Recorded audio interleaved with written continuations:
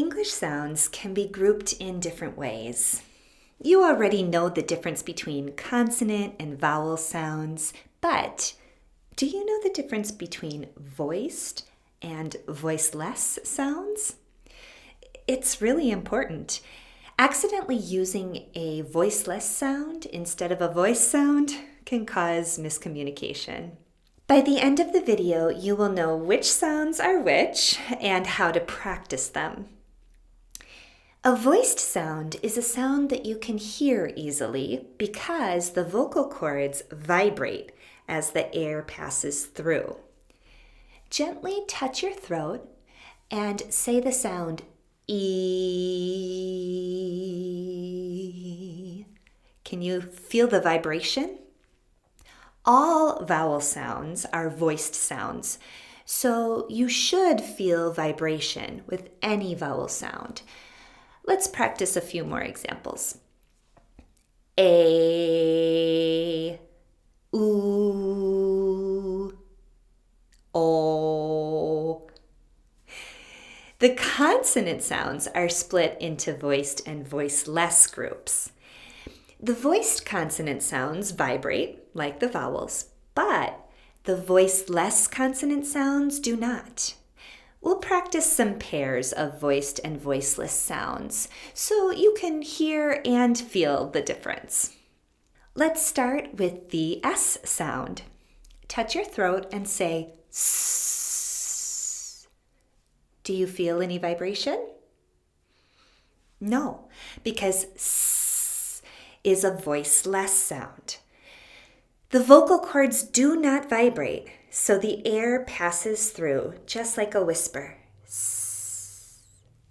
Now let's do the same thing, but this time, as you're saying S, turn on your voice, making the vocal cords vibrate. I'll demonstrate first. S. Your turn. Cover your ears and try it one more time.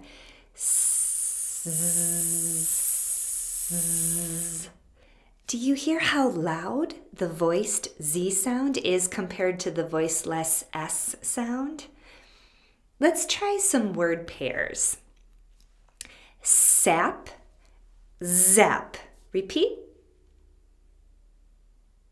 Can you feel the difference? Sap, zap. Now let's try it at the end of the word. Bus, buzz. Repeat. Bus, buzz. Nice work. Let's move on to another pair of sounds. All of these sound pairs are formed exactly the same way with your lips and tongue. The only difference is that one is vibrated and the other is not. Which one of these two sounds is voiced?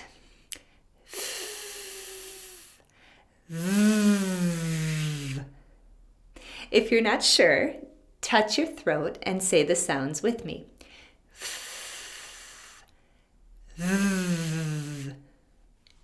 Yes, the V sound is voiced. You can feel the vibration. The F sound is voiceless, no vibration. Repeat these word pairs. Fairy, very. Life, live. Proof, prove. Do you see why voicing is so important? Many English learners do not use enough vibration on their voiced sounds, so their listeners hear the voiceless sounds instead. Here's an example. I'm going to buy a fan that's big enough for my whole family. What am I going to buy? If I don't turn on my voice enough, it sounds like I'm saying I want to buy a fan. But what I really want to buy is a van. Repeat after me. Fan, van. Let's practice a few examples of some other voiced and voiceless consonant sound pairs.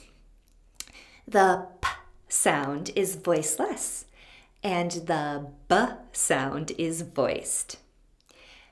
Pat, bat. Sometimes learners struggle to hear the difference because the sounds are not differentiated in their language. One helpful trick is to notice the strong puff of air that comes out with some of these voiceless sounds. For example, the voiceless P sound creates a strong puff of air, while the voiced B sound does not. Hold up the back of your hand or a tissue to feel or see the difference. P, B. B. The T sound is voiceless and the D sound is voiced. Repeat after me. Ton, done. Sat, sad. The K sound is voiceless and the G sound is voiced. Repeat. Kill, gill. Cold, gold. Rack, rag. The K sound can be spelled with a C, a K, or a CK. And the J sound can be spelled with a J or the letters D, G, E. The Ch sound is voiceless and the J sound is voiced. Repeat after me. Choke, joke. Batch, badge. Repeat this video to practice the sounds that are difficult for you. Some English learners struggle to produce enough vibration for the voiced consonant sounds.